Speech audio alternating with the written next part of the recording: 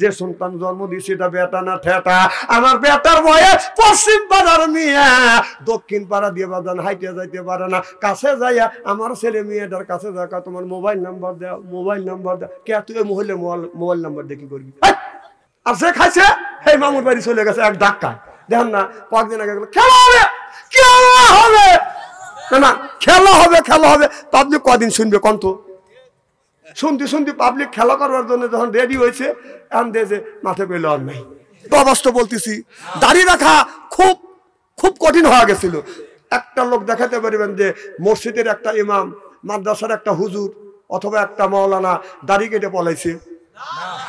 বাহ। আর তোমরা 16 বছর খেলা হবে খেলা হবে বললে, আর সেই খেলার লেগে রেডি হইলো ও বাবা দাড়ি কেটে পলাইলে। কথা কি বুঝতেছেন? বুড়ো বয়সে একটা ছেলে পাইছে, আল্লাহ একটা ছেলে দিছে, তারপরে আল্লাহ বলতেছে তোমার সন্তান আর তোমার বিবিকে আপনার বনবাসে রেখে আসো। বাতান একটা বৃদ্ধ বয়সে যখন সন্তান পাইছে একটা ছেলেকে আর তার মাকে বনে রাখা, বনবাসে দেওয়া বাতান কত বড় ত্যাগ। কথা বুঝতেছেন না? কত বড় ত্যাগ স্বীকার করতে হয়, মনে হয় কলজা ফেটে যায়। আল্লাহ পরীক্ষা নিচ্ছে, তারপরেও নিজের সন্তানকে বাদান ফেলে রেখে আসলেন। সন্তানটা যখন একটু বড় হয়ে গেলেন আল্লাহ বলেন বন্ধু ইব্রাহিম তোমার বেটা ইসমাইল আলাইহিস সালামকে তুমি কোরবানি করো। হযরত ইব্রাহিম আলাইহিস সালাম চলে গেল বাদান ইসমাইলের কাছে, যায় দেখে বলে বেটা হালাম্মা আমি তোমাকে কোরবানি করব, আল্লাহ খুশি হয়ে যাবে। এবার ইসমাইল বলল আব্বা আমাকে যদি আপনি কোরবানি করেন আল্লাহ যদি খুশি হয় আসলাম আম্মু কোরবানি হতে রাজি। সুবহানাল্লাহ, একটু জোরে কর। যখন ইব্রাহিম আলাইহিস সালাম বলল বাবা আমি তোমাকে কোরবানি করব, আল্লাহ অর্ডার দিয়েছে, সত্য বেটা কথা বুঝতে পেরেছে। আমার আব্বার স্বপ্ন তো স্বপ্ন নয়, নবীদের স্বপ্নটা বাজান ওহি। সুবহানাল্লাহ বললেন না? বলে বাবা আমি যদি কোরবানি হই আল্লাহ যদি খুশি হয়। ইব্রাহিম আলাইহিস সালামের জবান থেকে কথা শুনিয়ে ইসমাইল জমিনে শুয়ে পড়লেন। হযরত ইব্রাহিম ছুরিটা এরকম করে বাজান হাতে নিলেন, ইসমাইল জমিনে শুয়ে পড়েছে। আর ইব্রাহিম আলাইহিস সালাম ছুরিটা হাতে নিয়ে যখন বলতেছে বিসমিল্লাহ আল্লাহু আকবার, ছুরিটা যখন যাচ্ছে আল্লাহ জিবরাইল আলাইহিস সালামকে ডেকে বলে জিবরাইল রে তাকিয়ে দেখ আমার বন্ধু ইব্রাহিম আলাইহিস সালাম আমাকে খুশি করবার জন্য নিজের কলিজার টুকরা সন্তানকে জমিনে শোয়াইছে। আল্লাহু আকবার বলছে, ছুরি চলে যাচ্ছে, তাড়াতাড়ি যা আমি আমার বন্ধুর ইসমাইলের ইব্রাহিম আর কোরবানি আমি আল্লাহ কবুল করলে। তাড়াতাড়ি যা জান্নাত থেকে একটা লোহার টুকরা নিয়ে ইসমাইল আলাইহিস সালামের থুতির নিচে ধরো, ছুরিটা যেন যা ওই জায়গা ঘষা লাগে, আর জান্নাত থেকে একটা দুম্বা পাইয়া দেও, ইসমাইল নবীকে তুমি সরাইয়া দেও। এবার জিবরাইল আলাইহিস সালাম বলে আল্লাহ আমি রইলাম 7 আসমানের উপরে বড়রি গাছের নিচে, আর মিনের ময়দান কই? সুবহানাল্লাহ, এটা জোরে কর। বলে আল্লাহ সেই মিনের ময়দান কোথায়? আর আমি রইলাম 7 আসমানের উপরে বড়ই গাছের নিচে, আর ছুরি চলে যাচ্ছে এখনই, ছুরি 2 সেকেন্ডের মধ্যে ছুরি চলে যাবে, 1 মিনিটের মধ্যে ছুরি চলে যাবে, আর আমি এত বড় কোটি কোটি কোটি মাইল দূরে আমি কি করি? আল্লাহ কয় আমার হুকুম তোমার মানতেই হবে। জিবরাইল আলাইহিস সালাম এবার চলে যাচ্ছেন কে? না না পোষা বাসে হেনে মুতুক খেয়াল নষ্ট হবে, ওর বউ খুশি মনে ধুয়ে দিয়ে যাবেনি। আচ্ছা জীবনে তো আপনারা বহুত ওয়াজ নসিহত শুনছেন, কোনদিন কি দেখছেন কোনো বক্তা বসা রেখে বলছে আপনারা বসে থাকেন আমি পোষার কাজ ছাড়িয়ে আসি বলছে? আর যদি কোনো বক্তা কর বেকার মানুষের হইতেই পারে, যদি এসে বলে যে আপনি যদি বসে থাকেন আমার টয়লেটে চাপ দিচ্ছে, আপনারা কি বলবেন? যে পরের বারে খাওয়া পালি পাজামার কথা বুঝতেছেন না? না সুযোগ পাইলে তো ছাড়িয়ে দেন না। আর একটা বক্তার সামনে থেকে একজন লোক যদি উঠে যায় বক্তার কলজে ছিঁড়ে যায়, জানেন? এখন তো ঠিক কবে যখন উঠে যায় তার তো লুঙ্গি বেরিয়ে ধরে পারো না। আমার মাহফিলে আসা যাবে বসা যাবে কিন্তু যাওয়া যাবে না, পেশাব আসলে ওখানে করা যাবে। খুব কি খারাপ লাগতেছে? মারহাবা একটু জোরে কর। বলেন তো কি বলতেছিলাম? হ্যাঁ, দুম্বা। এবার জিবরাইল আলাইহিস সালাম আল্লাহ জিবরাইল আলাইহিস সালামকে আল্লাহ 600টা বাদান পাখা দিয়েছে। যেরকম কয় শতটা? 600টা পাখা দিছে।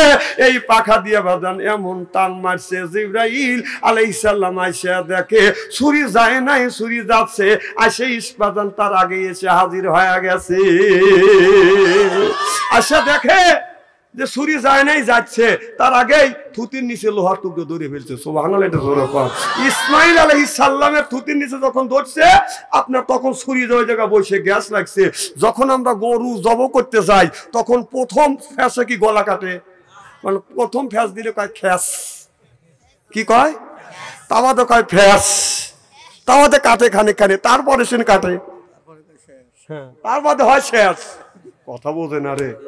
প্রথম কি, তারপরে খ্যাস, তারপরে ক্যাস, তারপরে কাটে, তারপরে হয় শেষ। এত কথা বুঝছেন? ক্লিয়ার কথা। মার হবে জোরে কর। যখন ছুরি পড়ে গেছে, বসা লাগছে, দুম্বা পেরে দিছে, ইসমাইল আলাইহিস সালামকে বাদান সরাইছে, ছুরিতে বাদান দেবে গেছে, অমনি রক্ত হাতে পড়ে গেছে। চোখ বন্ধ করে চিন্তা করতেছে, আল্লাহ আমার ছেলে তো কোরবানি হয়েছে।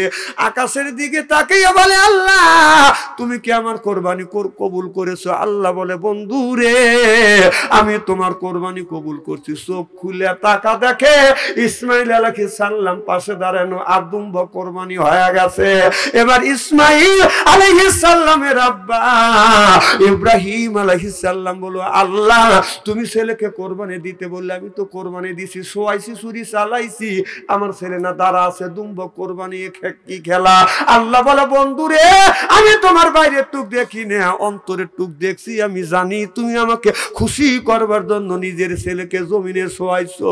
আমি আল্লাহ আমাকে খুশি করবার জন্য তুমি যদি নিজের সন্তানকে কোরবানি করতে পারো, গলায় ছুরি চালাইতে পারো, আমি আল্লাহ তোমার সন্তানকে বাঁচাইয়া আমি কি তোমাকে খুশি করতে পারি না? জোরে বলো আল্লাহু আকবার। মানুষ কোরবানির যদি নিয়ম থাকতো, তাহলে বাপ মা যদি বলতো যে বড় ছেলে কাকে কোরবানি দাও, 4 ভাই মিলে কি করতো জানেন? বলতো যে বুড়ো আর বুড়ি কাকে কোরবানি করে, তাই 2 বছরে না 1 বছরে কর, জোড়া কোরবানি দেবো, জানেন? আমার ঠিক জোরে কোন ঠিক কিনা? মানে বয় করতেছে, খুব খারাপ লাগতেছে মনে হয়, তাই না? আমার ভাইরা, হযরত ইব্রাহিম আলাইহিস সালাম আল্লাহর কাছে বলেছিল, রব্বি হাবলি মিনাস সলিহিন, আল্লাহ একটা নেক সন্তান দাও। আল্লাহ একটা নেক সন্তান দান করছে। আর আমরা যে সন্তানগুলি দান করছি, যে সন্তান জন্ম দিয়েছি, এটা বেটা না ঠেটা। আমার বেটার বয়স পশ্চিম বাজার মিয়া, দক্ষিণ পাড়া দিয়ে বাজান হাইটে যাইতে পারে না। কাছে যাইয়া আমার ছেলে মেয়েটার কাছে যাকা, তোমার মোবাইল নাম্বার দাও, মোবাইল নাম্বার দাও। কে তুই মহিলা মোবাইল নাম্বার দিয়ে কি করবি? আমি একদিন আমাদের এলাকায় দেখছি, একটা মেয়ে স্কুল থেকে আসতেছে, আর একটা যুবক ছেলে পিস পিস। মেয়েটা দেখে ওরা ভাবতে যে হুজুররা লম্বা যুবক গায়ে দেয়, ধাক্কা দিলে শুয়ে পড়বে। মানে খায়া তো দেখে নাই, যে খাইছে সেই বুঝছে, যে খাইছে সেই দেশ থুইয়া মামুর বাড়িতে পলাইছে। ও তো খাওয়া দেয় নাই, আর যে খাইছে সেই মামুর বাড়ি চলে গেছে এক ধাক্কা। দেখেন না, কয়েকদিন আগে খেলা হবে, খেলা হবে, না খেলা হবে, খেলা হবে। পাবলিক কদিন শুনবে কন্ত? শুনতে শুনতে পাবলিক খেলা করবার জন্য যখন রেডি হয়েছে, এখন দেখে মাঠে পেল আর নাই। হে নাই তো নাই, হে পেল আর কোনো পলাইতেছে, তার দাড়ি কেটে কেটে পলাইতেছে। তাতে দেখা গেল ওদের হলো ফাং ফুং। কি যখন কি এই লিবাসটা মানুষকে দেখানোর জন্য, প্রকৃতপক্ষে ওদের দাড়ি আল্লাহ এবং রাসূলকে খুশি করবার জন্য ওরা দাড়ি রাখে নাই। তাই যদি রাখতো, কারণ বাংলাদেশে আপনার বিএনপি আর জামাত ইসলামের উপরে যত নির্যাতন হয়েছে, তার সাথে বেশি নির্যাতন করা হয়েছে, সিরিয়াল অভিযান করা হয়েছে বাংলাদেশের আলেম ওলামার উপরে। কথা বল, হিন্দু একটা ছেলে দাড়ি রাখছে, তাক ধরে মারতেছে, কয় ভাই আমি মুসলমান না আমি হিন্দু, তাও মারছে। কথা কয় না, কথা অবাস্তব বলতেছি। দাড়ি রাখা খুব খুব কঠিন হয়ে গেছিল। একটা লোক দেখাতে পারবেন যে মসজিদের একটা ইমাম, মাদ্রাসার একটা হুজুর, অথবা একটা মাওলানা দাড়ি কেটে পলাইছে। বাহ, আর তোমরা 16 বছর খেলা হবে বললে, আর সেই খেলার লেগে রেডি হইলো, ও বাবা দাড়ি কেটে পলাইলে। তাহলে বোঝা গেল ওই দাড়ি আমাদের দলের লোক কি নামাজ পড়ে না? না, তোমাদের দলের লোক নামাজ পড়ে, আমি কি অস্বীকার করতেছি? ইহুদিরা কি নামাজ পড়ে না?